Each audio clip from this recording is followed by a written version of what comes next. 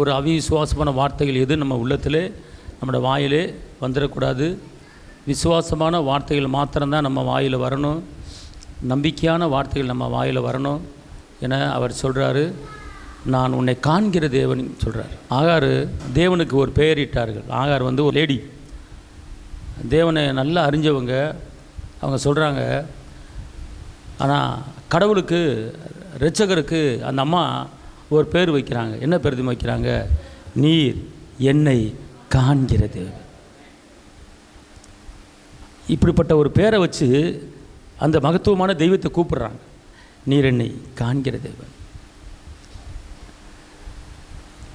எல்லாம் சொல்லுங்கள், தேவனே நீங்கள் என்னை காண்கிறவர், நீங்கள் என்னை காண்கிறவர், நீங்கள் என்னை உள்ளங்கையில் பொறிச்சு வைத்தவர், நீங்கள் என்ன மறக்க மாட்டீங்க.